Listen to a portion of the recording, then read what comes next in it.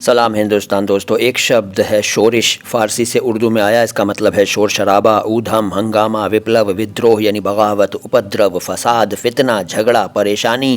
اس کے علاوہ کھارا ہونا یعنی نمکین ہونا، جلن، ٹیس، ذکر یعنی چرچا، اور پرسدھی یعنی شہرت، اور بھی کئی ارتھ ہیں۔ اس کا اگزامپل یہ ہو سکتا ہے کہ اس شورش کی آخر وجہ کیا ہے۔ اس کے بعد بے باکی۔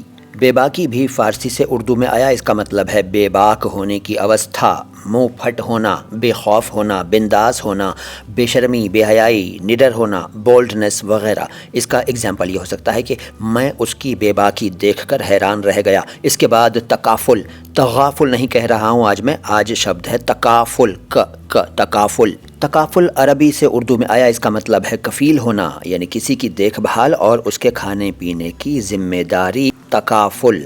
اس کا اگزامپل یہ ہو سکتا ہے کہ اس بچے کا تکافل اب تمہارے ہاتھ میں ہے۔ اس کے بعد اگلا شبد ہے دبستان۔ دبستان فارسی سے اردو میں آیا، اس کا سیدھا مطلب ہے اسکول اور اسکول آف تھاٹ۔ اس کا اگزامپل یہ ہو سکتا ہے کہ دبستان لکھنؤ اور دبستان دہلی نے اردو شاعری کو ایک سے بڑھ کر ایک شاعر دیا ہے۔ اس کے بعد قافیہ تنگ ہونا۔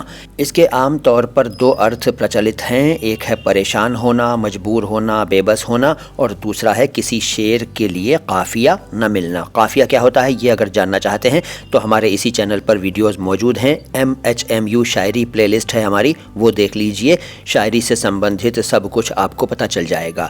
تو پہلا جو ارتھ ہے پریشان نہ ہونا، مجبور ہونا، بے بس ہونا، اس کے لیے اس کا اگزامپل یہ ہو سکتا ہے کہ آج کل اس کا قافیہ تنگ چل رہا ہے۔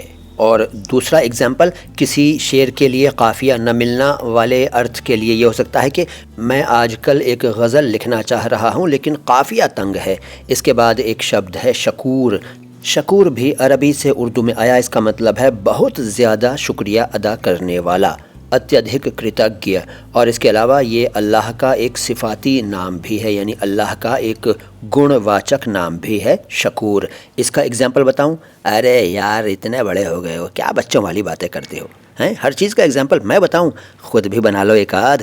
ویڈیو اچھا لگا ہے تو لائک کرو، اچھا نہیں لگا ہے تو ڈس لائک کرو، چینل کو سبسکرائب نہیں کیا ہے تو سبسکرائب کر لو، اور دوسروں کو بھی بتاؤ کہ ایک چینل ہے جس کا نام ہے مائی ہندی مائی اردو۔ یہ چینل اردو اور ہندی دونوں بھاشاؤں کے شبدوں کے شدھ اچارن کو ایک ساتھ سمرپت ہے، اور میرا نام معین شمسی ہے، یہ آپ لوگ جانتے ہیں، جو نہیں جانتے تھے وہ آج جان گئے۔ دیکھتے رہیے ہمارے ویڈیوز۔